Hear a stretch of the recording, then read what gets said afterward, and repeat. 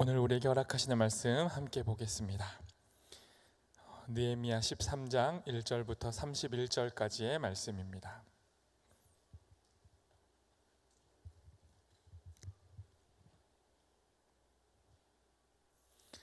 광고해 주신 대로 오늘이 이제 수련의 공식적인 닫는 예배입니다. 그래서 저희가 마지막 수련에 참석하지 못하신 분들 함께 이 마지막은 시작도 함께 했고 마지막도 함께 할 수 있었으면 좋겠어서 느헤미야 13장 마지막 장을 이렇게 남겨두었습니다. 그래서 이 13장 함께 통독하고 말씀 전하도록 하겠습니다. 저와 여러분 한 절씩 교독하고 마지막 절 함께 읽겠습니다. 제가 먼저 하나님의 말씀을 읽습니다. 그날 백성에게 모세의 책을 읽어 주었는데 거기에서 그들은 다음과 같이 적혀 있는 것을 발견하였다. 암몬 사람과 모압 사람은 영원히 하나님의 총회에 참석하지 못한다.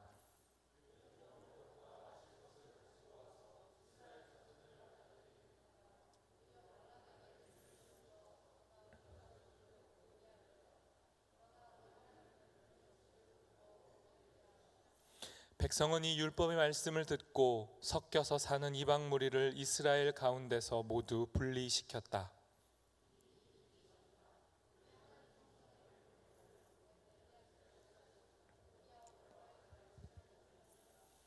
그런데 그가 도비아에게 큰 방 하나를 내주었다. 그 방은 처음부터 곡식 제물과 유향과 그릇과 레위 사람들과 노래하는 사람들과 성전 문지기들에게 주려고 11조로 거두어 들인 곡식과 새 포도주와 기름과 제사장들의 몫으로 바친 제물을 두는 곳이다.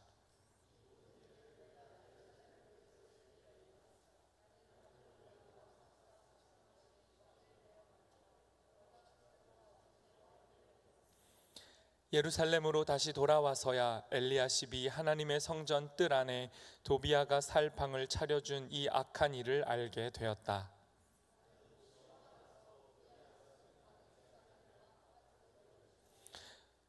말하였다. 그 방을 깨끗하게 치운 다음에 하나님의 성전 그릇들과 곡식 제물과 유향을 다시 그리로 들여다 놓아라.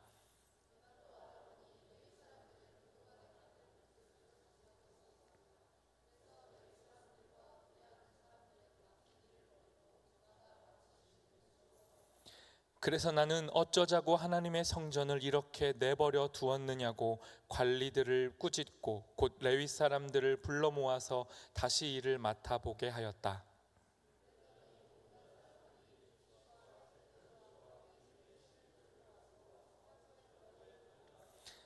나는 셀레마 제사장과 사독 서기관과 레위 사람 부다야를 창고 책임자로 삼고 마따니아의 손자이며 삭굴의 아들인 하난을 버금 책임자로 삼았다. 그들은 모두 정직하다고 인정을 받는 사람들이다. 그들이 맡은 일은 동료들에게 돌아갈 몫을 골고루 나누어 주는 일이었다.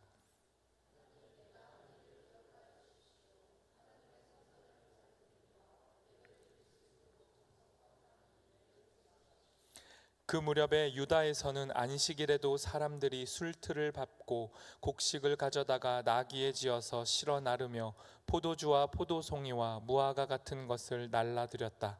안식일인데도 사람들이 이런 여러 가지 짐을 지고 예루살렘으로 들어오는 것이 나의 눈에 띄었다. 나는 안식일에는 사고 파는 일을 하지 말라고 경고하였다.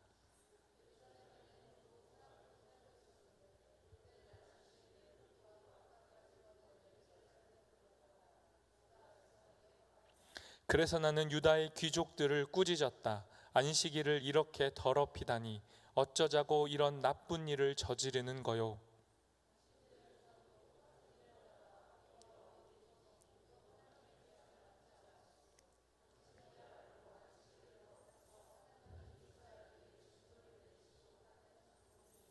나는 안식일이 되기 전날은 해거름에 예루살렘 성문의 그림자가 들이우면 성문들을 닫도록 하고 안식일이 지나기까지 문을 열지 못하게 하였다.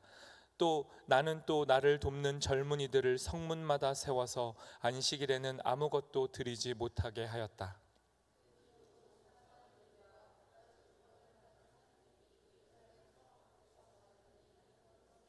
나는 그들도 꾸짖었다.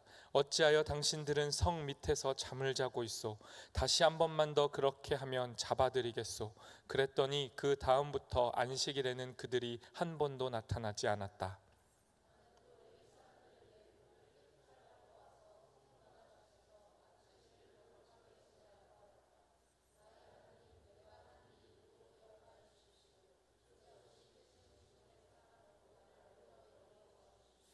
그때에 내가 또 보니 유다 남자들이 아스돗과 암몬과 모압의 여자들을 데려와서 아내로 삼았는데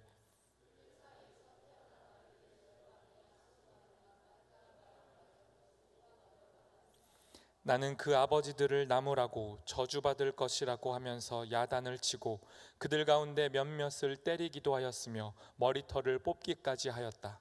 그런 다음에 하나님을 두고서 맹세하게 하였다. 당신들은 당신들의 딸들을 이방 사람의 아들에게 주지 마시오.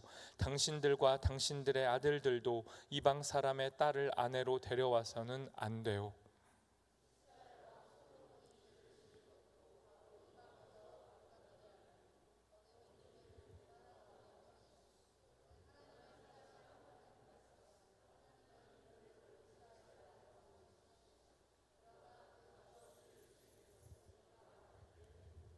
이제 당신들이 이방 여자들을 아내로 데려와서 이렇게 큰 잘못을 저지르며 하나님을 거역하고 있는데 우리가 어찌 보고만 있을 수 있소?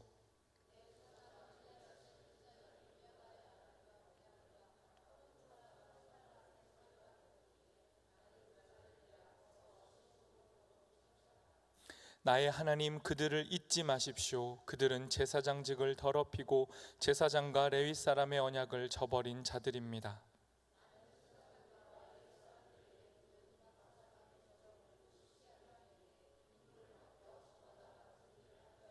함께 읽습니다. 또 사람들에게 때를 정하여 주어서 제단에서 쓸 장작과 처음 거둔 소산을 바치게 하였다. 나의 하나님 나를 기억하여 주시고 복을 내려 주십시오. 아멘.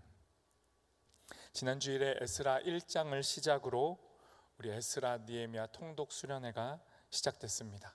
그리고 이번 주에 2박 3일간의 일정 외부 수련회를 다 마치고 이제 오늘 이 교회 안에서 다시 느헤미야 13장을 끝으로 공식적인 수련회를 마치려고 합니다. 짧은 일정이었지만 외부에서 보낸 2박 3일은 정말 뜨겁게 하나님 말씀을 읽고 또 나누는 시간이었습니다. 에스라 느헤미야 두 권의 책이었지만 성경을 끝까지 읽는다는 건 결코 쉬운 일이 아니었습니다. 지금 느헤미야 13장 한 장을 읽는데도 여러분 버거워하잖아요. 집중을 못 하잖아요. 무슨 얘기지? 이렇게. 물론 성경 자체가 그런 오래된 책이라 제약이 있지만 어쨌든 우리에겐 성경을 읽는다는 이 행위가 너무 먼 행위가 되어버렸죠. 그래서 2박 3일간 수련회 동안 수련회 참여한 많은 사람들이 다 힘들어했습니다. 졸기도 하고 막 집중하려고도 하지만 어려워했어요. 그러나 그 어려움을 뚫고 읽고 나누고 그 나눈 것으로 열정적으로 기도하고 찬양할 수 있었습니다. 이 모든 일이 가능했던 건 이 수련회를 위해 너무도 큰 수고와 애씀과 애정을 담아 수련회를 준비해 준 우리 임원들 그리고 준비팀 그들이 함께 했기 때문입니다. 그리고 말씀만 있었다면 딱딱했겠죠. 그 말씀으로 기도하고 찬양할 수 있게끔 우리 안에 그 자유함을 열어준 비전 찬양팀이 있었기 때문에 이번 수련회 말씀, 기도, 찬양 꽉 채웠고 균형을 잡을 수 있었습니다. 이 시간에는 전체 내용을 다 돌아볼 수는 없죠. 저는 그러고 싶지만 그렇게 할 수 없으니 수련회 가운데 가장 아름다웠다라고 제가 보는 가장 아름다운 장면, 에스라에서 한 장면, 느헤미야에서 한 장면, 두 장면만 살펴보고 오늘의 본문 마지막 장을 살펴보도록 하겠습니다. 그 첫 번째, 에스라에서 한 장면만 꼽으라 하면요 10장입니다. 10장. 10장은 우리 수련회 주제가 여기 다시 시작이었고요. 이 10장에 제가 이 장제목으로 달았던 건 그럼에도 여기 다시 시작이었습니다. 무슨 내용이었냐면 에스라 느헤미야가 사실은 하나의 내용이에요. 세우고 무너져 있던 자리에서 세우고 다시 무너지고 다시 세우고 다시 무너지고를 반복하는 내용입니다. 그렇게 모든 게 무너져버린 상황 속에서 에스라가 시작됐잖아요. 그렇게 어렵게 많은 사람들이 그 어려움을 뚫고 헌신해서 성전을 완공했습니다. 그런데 성전만 세워놓고 성전 안에 담겨야 할 신앙을 버렸어요. 그래서 에스라가 하나님 말씀을 기준으로 이러면 안 된다. 성전 지은 거 아무 소용 없어지는 거다. 우리가 피땀 흘려 성전 세운 이유는 이 성전 안에 신앙을 담아내기 위해서다. 사람들이 일깨웠고 그 속에서 사람들이 반응했습니다. 맞아요. 우린 다시 시작해야 됩니다. 그러면서 사람들이 무너진 자리에서 일어나기 시작하는 거예요.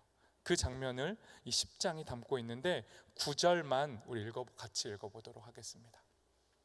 함께 읽습니다. 시작. 사흘 안에 유다와 베냐민 사람들이 모두 예루살렘에 모였다. 그때 아홉째 달 20일이다. 온 백성이 하나님의 성전 앞들에 모여 앉아서 떨고 있었다. 사태가 이러한 터에 큰 비까지 내리고 있었기 때문이다. 에스라가 모든 사람들을 불러 모았어요. 이대로 살면 성전이 있어 봤자 우리 또 망하는 겁니다. 정신 차리십시오. 이렇게 이제 말씀을 외치고 있는데 사람들이 자신들의 죄가 드러나니까 그 자체로 떨고 있단 말이에요. 그런데 그 타이밍에 하늘에서 비가 내립니다. 큰 비가 내린대요. 이 날짜를 9월 12일이라고 했는데 우리 양력으로 환산하면 12월 초쯤 되는 겁니다. 그러니까 추운 날 비가 내리니 온 몸이 떨리고 온 영혼이 떨린 채로 하나님 앞에 서 있었던 거예요. 그리고 사람들이 결단합니다. 다시 일어나겠습니다. 무너졌지만 다시 시작해 보겠습니다. 말씀을 근거로 다시 해보겠습니다. 이렇게 다시 시작하는 일이 일어나는 장면이 에스라 10장이에요. 두 번째 살펴볼 장면은 이제 느헤미야로 넘어와서 8장으로 갈 텐데요. 이 8장은 배경이 뭐냐면 이 무너지고 세워지고 무너지고 세워지고를 반복하다가 이제 성벽을 다 완공했어요. 성전도 다 지었고 성벽까지 지었기 때문에 어느 정도 예루살렘이 이제 안정화를 찾았습니다. 그리고 나서 느헤미야 때 이 장면에서 무슨 일이 벌어지냐? 이제 성전과 성벽을 토대로 하나님 백성답게 살아야 됩니다. 사람들이 자각하기 시작한 거예요.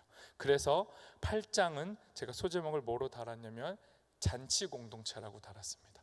말씀으로 다시 시작한 공동체는 어떠해야 되냐면 잔치를 벌여야 돼요. 함께 모여 먹고 마셔야 됩니다. 함께 울고 웃을 수 있어야 돼요. 혼자 배부르면 안 돼요. 그게 말씀의 잔치 공동체예요. 그 내용이 느헤미야 8장 12절에 담겨 있는데 함께 읽어보도록 하겠습니다. 같이 읽습니다. 시작. 모든 백성은 배운 바를 밝히 깨달았으므로 돌아가서 먹고 마시며 없는 사람들에게는 먹을 것을 나누어 주면서 크게 기뻐하였다.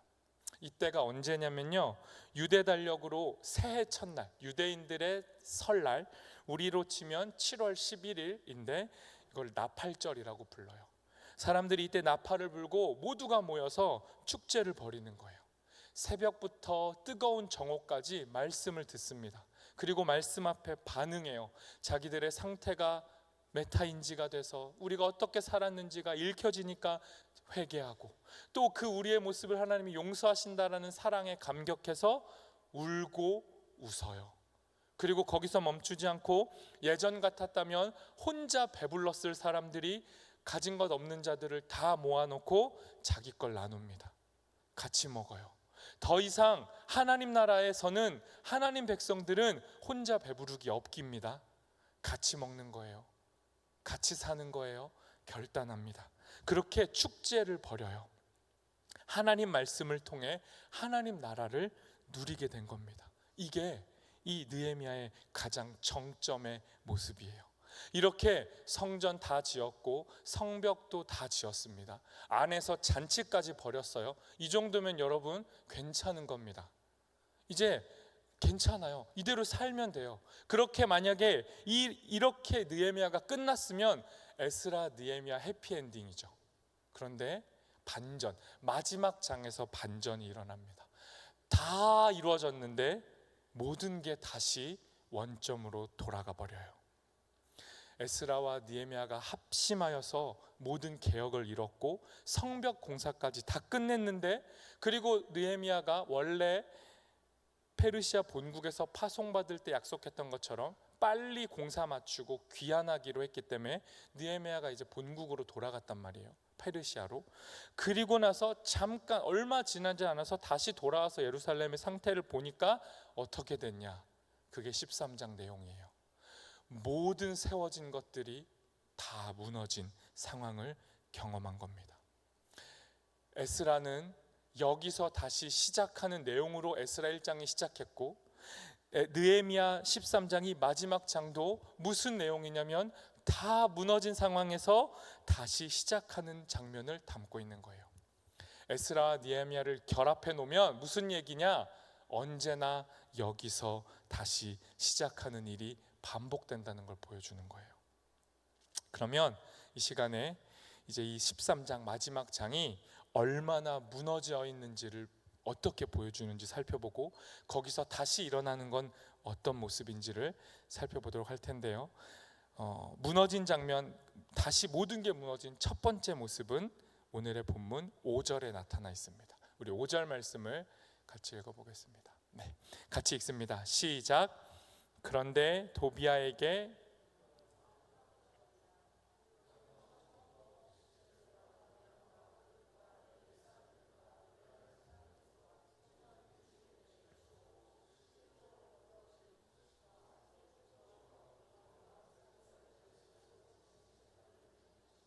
네, 여러분, 성벽 공사하는데 정말 힘들었단 말이에요. 진짜 밑바닥에서 돌 하나 나르고 막 그랬단 말이에요. 목숨 걸고. 그렇게 그 공사할 때 그 공사를 막았던 가장 나쁜 놈들, 진짜 강력한 대적 빌런이 있었단 말이에요. 그 빌런 중에 하나가 누구냐면 도비아예요. 그런데 지금 무슨 일이 벌어진 겁니까? 그 성전 공사의 대적 중에 대표였던 도비아를 위해서 예루살렘 유대인 제사장이 방을 내줘요. 그냥 빈 방 하나 준 게 아니라 성전에 좋은 방을 내줘요. 뭔 말입니까? 성전의 정신을 완전히 훼손해 버렸다는 거예요. 이스라엘하고 이 경계 지역에서 살고 있었던 이 모압, 대대적으로 원수였던 모압 사람이었던 도비아는요, 이스라엘에게 어떤 존재였냐면 일종의 보험 같은 존재였어요. 이스라엘 사람들이 하나님만 믿겠습니다라고 순수하게 고백하는 사람들이 절대 아니에요. 여러분의 모습과 너무 유사해요. 예배할 때, 찬양할 때 그때는 정말 하나님밖에 없는 것 같아요. 그런데 일상을 살면, 일주일의 삶을 살면 그 하나님이 없어요. 다 자기 일종의 보험을 찾아서 하나님도 섬기고 위급할 때 나를 도와줄 무언가를 찾아서 그걸 이미 지니고 산다고요. 누가? 이스라엘 사람들이, 그리고 여러분이. 도비아는 어떤 존재입니까? 유대의 똑똑했던 귀족들과 지도자들이 알고 있었어요. 이스라엘이라는 지역적 특성상 외부에 걸쳐 있는 경계 지역의 이민족들과는 싸우면 안 돼요. 지금 이스라엘이 왜 두드려 맞을 위기에 놓여 있습니까? 현대 이스라엘이 주변에 이란도 있고 수많은 하마스도 있고 주변에 그들을 둘러싸고 있는 종족들이 있어요. 다 중동 지역이잖아요. 타 종교예요. 다른 이방 신들을 섬기는 종교에 둘러싸여 있으니 자칫 건드렸다가는 두드려 맞는 거예요, 이스라엘은. 그러니까 이 고대 이스라엘 사람들이었던 유대 민족 지도자들은 도비아라는 사람을 통해 이민족들과 안전장치를 마련해 놓은 거죠. 외교적 장치를 마련해 놓은 거예요. 위급할 때 싸우지 말자, 우리 때리지 마세요, 그렇게. 그래서 해선 안 될 지심을 알면서도 도비아라는 이방의 문화의 대표자를 자기들의 친구로 삼고 그를 자기들의 신앙의 가장 중요한 정점인 성전에 방을 내줘요. 도비아는 거기서 자기가 믿는 이방신을 예배했단 말이에요. 이게 말이 됩니까? 그렇게 하나님을 하나님 됨으로 고백하고 삶으로 하나님을 고백해야 될 사명을 부여받은 이 민족이 유대 민족이었는데, 이 유대 민족의 지도자들은 아직도 정신을 못 차리고 하나님을 떠나서 자기 살 길을 찾아서 스스로 자기 살 길을 마련해 놓고 있었다고요.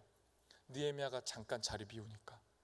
이처럼 하나님으로부터 엇나가는 인생, 하나님을 믿지 않고 의지하지 않고 그 죄 때문에 자기들 민족이 괴멸될 뻔했는데, 그리고 이제 겨우 다시 살아났는데 또다시 자기의 죄를 망각하고 역사를 망각하고 하나님 없이 사는 삶을 반복하고 있었다고요. 누가요? 느헤미야 이 마지막 장에 살고 있던 사람들이요. 이걸 느헤미야가 돌아와서 보니까 속 뒤집히죠. 어떻게 했어요? 예수님이 성전에서 장사하는 사람들 다 뒤집은 거랑 똑같은 모습으로 느헤미야가 도비야 방에 있던 김을 다 집어던지면서 내쫓았어요. 다시는 이런 짓 하지 마세요. 그리고 거기에 원래 하나님 예배하는 성물로 채워놨어요.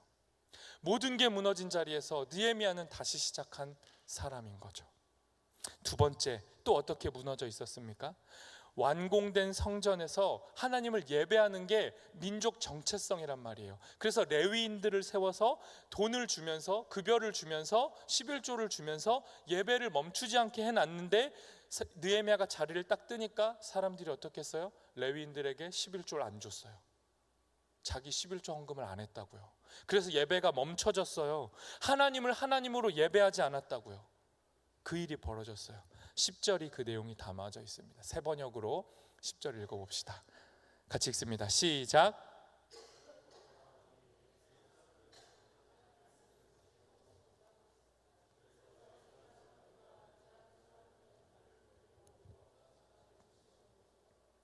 느헤미야가 다 정비해 놨단 말이에요. 에스라가 입법권, 사법권 페르시아 제국에서 받아와서 강압적으로라도 사람들 정신 차리게 했어요. 예배 똑바로 드리세요. 제대로 사세요. 헌금도 하세요. 여러분 일상에서 정말 정직하게 양심적으로 사세요.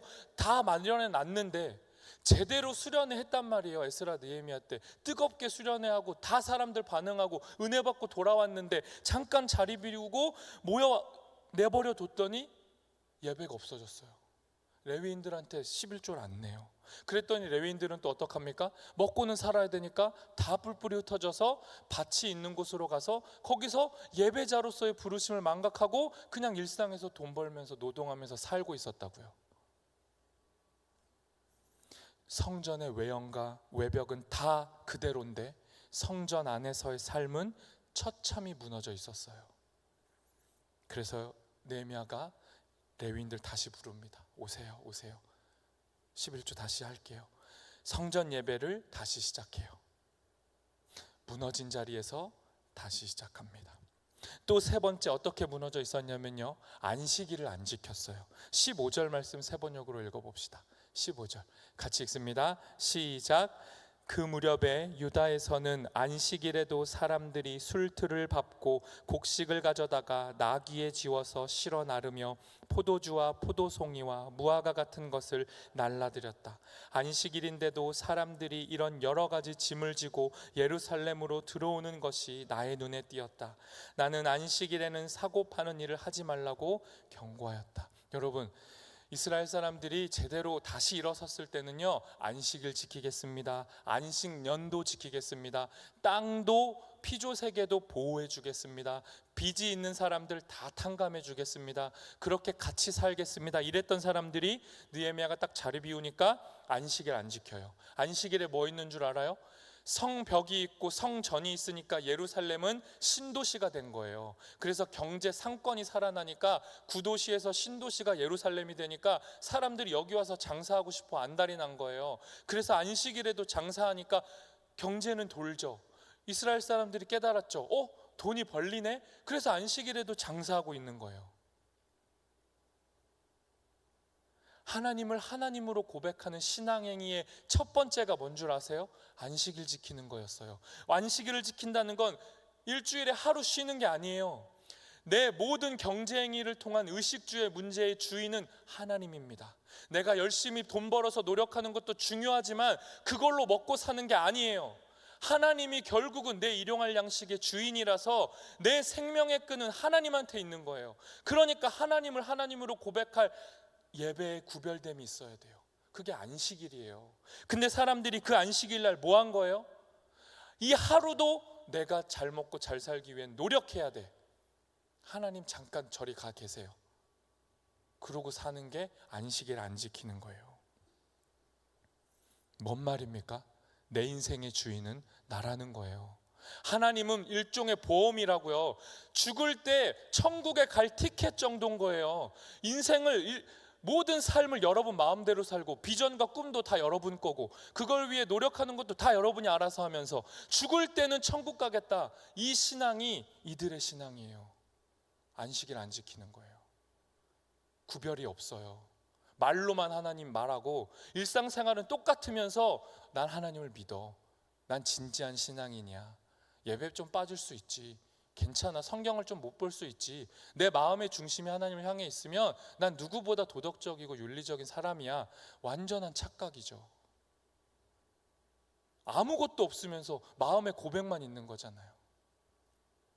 그렇게 무너져 있었어요. 느헤미야가 이걸 보고 어떻게 합니까? 당장의 안식일의 상행일을 중단시켜요. 성문으로 들어오는 외부인 출입 막아버려요. 이게 배척이고 배제입니까? 아니요. 구별이에요. 못 들어오게 해요. 아무것도 못하게 해요. 안식일에. 네 번째, 이들은 어떻게 무너져 있었습니까? 이들의 역이. 마지막 23절부터 24절을 세 번역으로 읽어보겠습니다. 같이 읽습니다. 시작. 그때에 내가 또 보니 유다 남자들이 아스돗과 암몬과 모압의 여자들을 데려와서 아내로 삼았는데 그들 사이에서 태어난 아이들의 절반이 아스돗 말이나 다른 나라 말은 하면서도 유다 말은 못하였다. 이스라엘이 완전히 무너진 근원적인 멸망의 이유는 뭐냐면요, 이방의 종교와 문화를 수입한 거예요.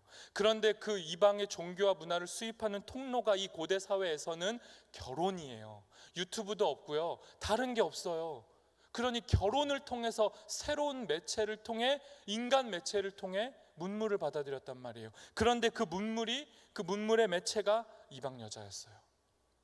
단지 이방 여자가 나쁘다는 게 아닙니다. 이 매체, 이 통로가 잘못됐다는 거예요.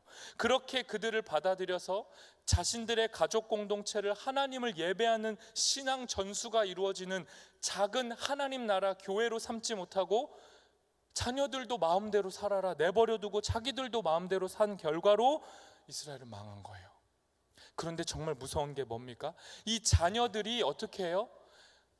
유대의 언어를 잃어요. 유대의 언어는 히브리 말을 잃어버렸다는 게 아니라 종교의 믿음의 언어를 잃어버린 거예요. 다른 민족 말은 잘한대요. 우리로 치면 뭐예요? 영어 잘하고 중국어 잘하고 이러는 잘해요. 세상에서 성공할 토대를 다 갖췄어요. 자녀들이 교육을 통해. 정작 하나님을 향한 언어는 못해요. 기도 한번 해봐. 기도 못해요. 하나님이 어떤 분이야? 고백해서 물어봐. 대답을 못해요. 너 교회 왜 다녀? 너가 믿는 예수님은 누구야? 한마디도 못해요. 언어를 잃어버렸어요. 자녀들이. 이 당시 결혼은 남녀의 국경을 넘는 아름다운 사랑이 아니에요. 하나님 아닌 다른 것, 하나님도 좋지만 내가 위급할 때 나를 도와줄 유사 하나님들을 장착해야만 했다고 믿었어요, 사람들이. 그래서 여러 종교의 신들을 아내와의 결혼을 통해 수입했어요. 그렇게 보험 들어놓고 방패막을 삼았어요. 결정적으로 위기의 순간에 하나님이 아니라 저 국가들, 아내를 통해 혈연으로 맺어진 저 나라의 군력이 나를 도와주겠지, 그렇게 믿었다고요. 이게 뭐예요? 이게 불신앙이에요. 이게 예수 안 믿는 거예요. 교회 다니고 예배하고 있고 헌금하고 있고 틈틈이 성경을 보는 게 예수 믿는 게 아니라고요. 정말 하나님만 믿는 건지, 아니면 여러분한테 하나님은 옵션이고 그냥 잠깐 1년에 한 번 방방 뛰는 축제는 수련회고 그때에만 서로 사랑할 것 같고, 그런 건 유사 종교 행위예요. 불신앙이라고요. 느헤미야는 이 불신앙을 다시 깨워야만 했어요. 그래서 사람들에게 말합니다. 정말 어렵겠지만 이혼하세요. 그리고 아내와 자식을 타국으로 돌려보내세요. 여러분 지금 이렇게 하라 그러면 누가 이거 합니까? 이거 미친 짓이죠. 그러나 이스라엘은 이렇게 해야 했어요. 이러지 않으면 이들은 하나님을 하나님으로 믿지 않아요. 계속 하나님 유사 하나님들에게 침체해 있겠죠. 이게 느헤미야 마지막 장의 현실이에요. 해피엔딩입니까? 이거 하려고 그 애를 써서 1차, 2차, 3차 포로기한한 거예요. 100년의 시간을 들여서 돈 들이고 지원 받아가지고 1300km, 400km를 걸어서 온 그 결과가 이거예요? 이러려고 그렇게 헌신한 거예요? 이런 상황 속에 느헤미야가 다시 시작하기를 시작합니다. 그게 오늘 마지막 절 31절 후반이에요. 세 번역으로 읽어보겠습니다. 같이 읽습니다. 나의 하나님, 나를 기억하여 주시고 복을 내려 주십시오. 이건요, 하나님 다 망해도 좋은데 나는 기억해 주세요. 나는 하나님 믿잖아요. 이런 게 아니에요. 다 무너졌어요. 하나님 뭔가 제대로 될 줄 알았어요. 정신 차린 줄 알았어요. 말씀을 말씀으로 받아낸 줄 알았어요. 근데 아니던데요. 다 원점인데요. 조금만 자리 비우면 다 자기 살 길 찾아서 살던데요. 이런 상황에 다시 시작할 힘이 하나님밖에 없어요. 그래서 내가 하나님을 부릅니다. 나의 하나님, 나의 하나님, 다시 시작하게 해주십시오. 느헤미야는 이렇게 기도한 거예요. 이게 모든 무너진 자리에서 다시 시작할 유일한 힘이에요. 하나님만 우리의 힘이에요. 종교적인 건물과 외형 안에 반드시 담겨야 할 고백이 이거예요. 믿음이 뭡니까? 신앙이 뭡니까? 하나님만 하나님으로 고백하는 거예요. 정말 하나님만 하나님으로 고백하는 거예요. 여러분이 꽁꽁 숨기고 있는 여러분의 보험들은 하나님이 아니에요. 느헤미야는 다 무너졌는데 또 혼자 나무 한 그루 심기를 시작한 사람이에요. 느헤미야는 하나님의 이름을 불렀어요. 모든 게 무너진 자리, 언제냐, 어디냐, 상황이 뭐냐 다 다를 수 있어요. 그러나 어디서든 다시 시작할 유일한 기본기, 유일한 우리의 내공이 뭐냐? 하나님만 믿는 거예요. 말씀 적용해 볼까요? 에스라 1장부터 느헤미야 13장까지가 펼쳐졌어요. 여러분 질문합니다. 특별히 수련회 갔다 오신 분들, 요런 옷 입고 계신 분들 질문합니다. 여러분 어제 수련회에서 돌아온 날 어제 무너졌어요? 안 무너졌어요? 여러분 어제 수련회에서 돌아와서 하나님 백성답게 수련회 딱 돌아오니까 감사합니다 하고 기도 한번 하고, 하나님 그동안 무너졌던 나를 또 포기 안 하고 세워주셔서 감사합니다 한 마디라도 기도를 하고, 미친 사람처럼 갑자기 성경 한 장을 읽고, 안 하던 막 전화를 해가면서 막 엄마 아빠 사랑해요, 막 친구들 뭐 사랑한다, 기대도 하지 않습니다. 이거 말고 원래 여러분이 하던 행동 습관들 있잖아요. 그거 반복 안 했어요? 어제? 뭘 제가 알고 묻는 게 아니에요. 그러니까 목사님 뭐 봤나? 뭐 은혜 받았나? 보이나? 뭐 이렇게 무서워할 필요가 없습니다. 전혀 안 보여요. 여러분은 그냥 멀쩡해 보입니다. 근데 여러분 어제 혹시라도 처참하게 무너졌다면, 원래보다 더 바닥을 쳤다면, 아니 콘크리트 뚫고 지하로 들어갈 정도로 무너졌다면, 이게 뭐야? 이게 수련회의 결과야? 난 이거밖에 안 돼? 내 이러려고 교회 다녀? 막 혐오가 올라왔다거나, 아 진짜 이제는 이래서 교회 못 가겠다, 내 양심이 있어가지고 내 진짜 하나님의 이름을 부를 수가 없어, 이런 막 양심의 살아남이 있었다면, 완전히 처참하게 무너졌다면, 여러분 제가 정말 자신 있게 말할 수 있습니다. 괜찮아요. 저는 여기 서서 하나님 말씀으로 여러분을 공격하는 게 아니에요. 여러분을 때리는 게 아니에요. 여러분이 얼마나 비참한지를 알으라는 거예요. 그리고 정말 하나님을 찾으라는 거예요. 내가 얼마나 비참한지를 모르면 여러분 하나님 안 찾아요. 절대로.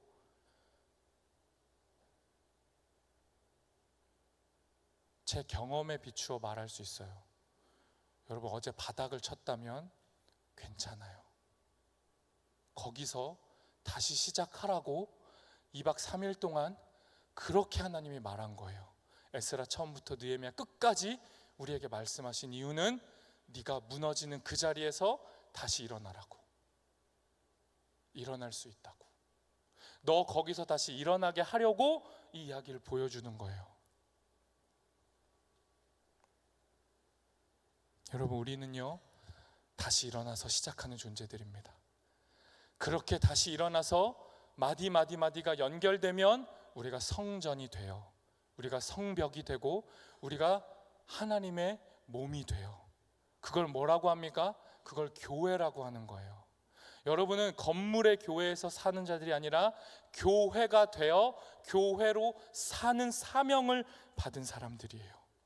에스라 느헤미야가 우리에게 말해준 게 뭐예요?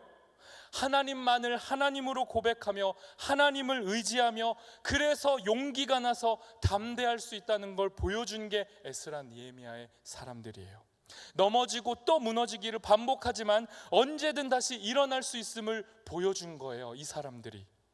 그리고 그렇게 하나님 없이 세상에서 오뚜기처럼 다시 일어나기를 반복하는 것. 아무도 하나님을 찾지 않고 아무도 하나님을 모르지만 하나님을 만난 자들이 오뚜기처럼 다시 일어나 하나님을 예배하고 높일 때 우리는 하나님을 드러낼 수 있어요. 오래전에 하나님을 만난 사람들이 이렇게 여다시를 반복했다면 오늘 우리도 이 자리에서 예수님의 이름으로 여다시를 반복하는 거예요. 이제 우리는 성전이 아니라 교회로 사는 거예요. 우리는 교회가 되어 교회로 사는 거예요. 예수님만을 예수님이라고, 예수님만을 우리 삶의 주인과 중심이라고 고백하는 거예요. 그래야 우리 삶에 결정적일 때 두려움이 없어요. 진짜 모든 보험이 다 망해버렸고 내 인생 이제 아무것도 없다고 할 때도 우리한테는 예수님이 남아있으니 우리 안 죽어요. 이걸 위해 예수님을 믿는 거예요. 넘어지고 또 아파하면서 연약함 투성이지만 무너진 그 자리에서 예수님의 이름으로 다시 일어나기를 시작하는 거예요. 그게 우리에게 주어진 사명이에요. 그렇게 예수님 믿지 않고 살아가는 수많은 사람들 속에서 우리는 예수님 이름을 믿고 그 이름으로 다시 시작하기를 반복하는 거예요. 그러면 예수님만 믿는 우리의 그 믿음이 우리를 살아가게 해요. 그리고 우리는 함께 성전으로, 교회로 지어져 가는 겁니다. 함께. 그렇게 예수님을 닮은 예수님의 제자들로 하나님의 교회로 세워져 가는 우리 모두 되기를 소망합니다. 이 시간 함께 지어져 가네 이 찬양 우리 수련회 때 주제곡으로 많이 고백했는데요. 이 찬양 우리 함께 고백하도록 하겠습니다.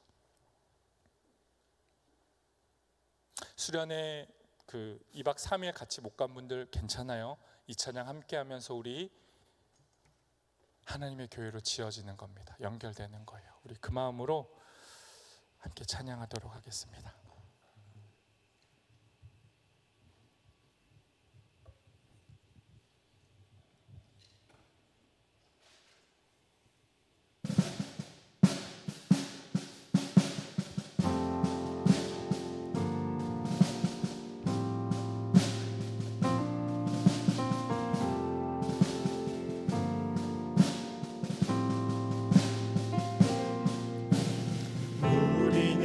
하나님의 자녀 주 사랑 안에 우리 거할 때 주님 나를 사랑하신 것 같이 우리도 서로 사랑할 수 있네. 주의 몸된 교회, 우리는 주의 몸된 교회. 모든 지체가 하나 될 때, 모든 지체가 하나 될 때 예수님의 마음을 닮아가며 고통과 즐거움 함께 나누네. 하나님 안에서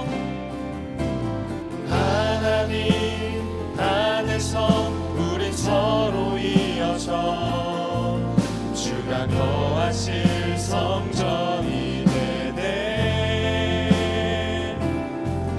모퉁이 돌 되신 예수와 하나 되게 하신 성령 안에 함께 지어져 가네. 여러분, 이 시간에 우리 찬양을 고백할 텐데 말씀에 결단하는 마음으로 다 같이 일어나셔서 이 찬양 고백하도록 하겠습니다.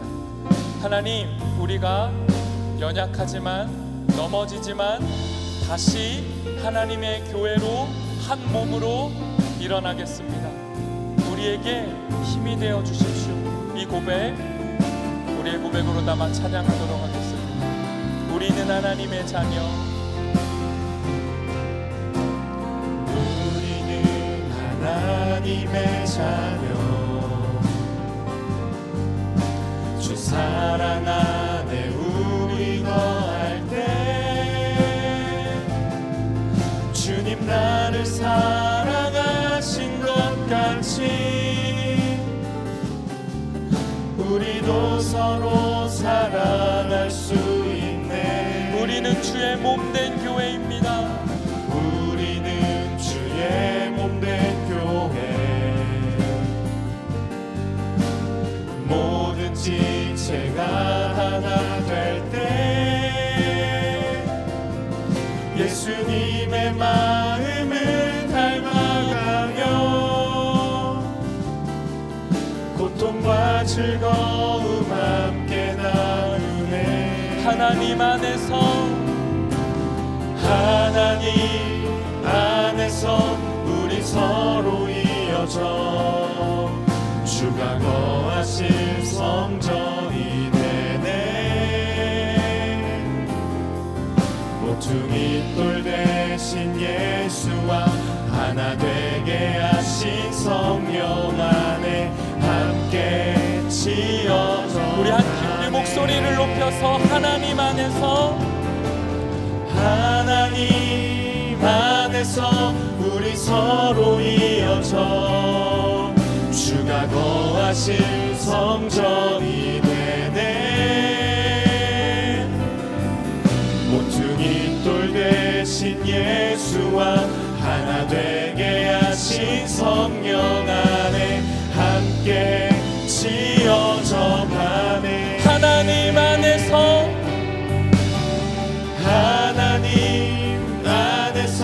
우리 서로 이어져 주가 거하실 성전이 되네.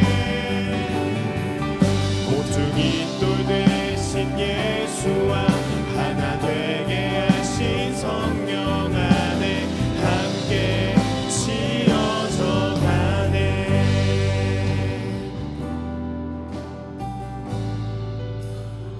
여러분, 우리 한 가지만 기도하도록 하겠습니다. 하나님, 우리를 하나로 이어지지 못하게 하는, 우리를 교회되게 하지 못하게 하는, 우리를 교회로 살아가지 못하게 하는, 우리가 우리의 지혜로 마련해 놓은, 우리가 몰래 숨겨 놓은 그 우리의 방을 하나님 이제 비워내겠습니다. 그 방 안에 하나님이 주인 되셔서 찾아와 거해 주십시오. 우리 안에 하나님 아닌 다른 것들로 채워진 그 방들을 정리하겠습니다. 정말 이거 아니면 나 죽는다, 이거 아니면 난 정말 안 된다라고 붙잡고 있는 그 마지막 보루가 되는 그 보험을 하나님 해지하고 폐기하겠습니다.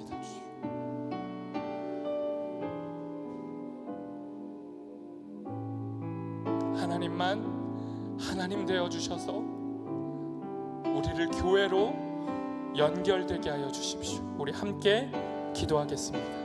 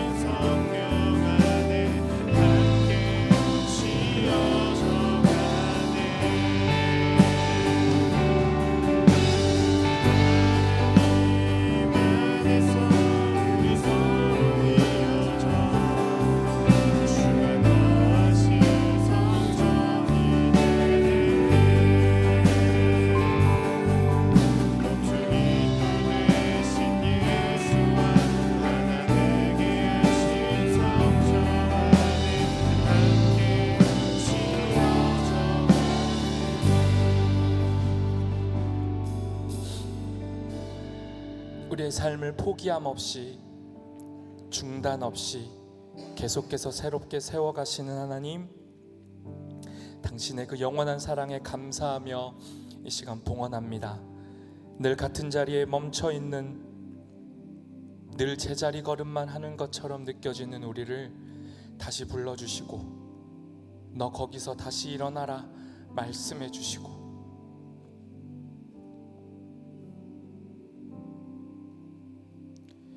우리가 다시 시작하는 그 자리는 제자리가 아니라 우리가 알 수 없는 하나님의 시간 안에서 우리가 점점 하나님께로 가까이 나아가고 있는, 하나님을 닮아가고 있는 변화의 시간임을 우리가 깨닫게 해주십시오. 우리의 넘어짐에 주목하지 않으시고 우리를 일으켜 세우시는 일에 주목하시는 하나님을 우리가 믿기를 원합니다. 넘어지고 있는 우리 상태에 주목하기보다 우리를 향한 영원한 사랑으로 우리를 찾아오시는 하나님의 사랑에 우리의 시선이 고정되기를 원합니다. 하나님만 우리 삶의 하나님이 되심을 우리의 삶으로 고백하며 전파하며 살아가게 해주십시오. 우리의 실패와 넘어짐과 무너짐까지도 하나님 앞에서는 봉헌이 될 수 있음을 감사하게 하시고, 우리를 다시 살리시는 예수 그리스도의 생명의 능력을 의지하여 오늘도 담대하게 살게 하여 주시옵소서. 오늘도 다시 삶을 시작할 수 있는 이유가 되시는 예수님의 이름으로 봉헌 기도 드립니다. 지금은 우리 주 예수님의 은혜와 하나님 아버지의 사랑과 성령님의 보호하심이 모든 무너진 삶을 기꺼이 충분히 넉넉하게 다시 세워내시고야 마시는 하나님의 생명의 능력을 의지해 살아가기로 다짐하는 하나님의 모든 자녀들 위해 지금부터 영원까지 함께 하시기를 간절히 축원하옵나이다. 아멘.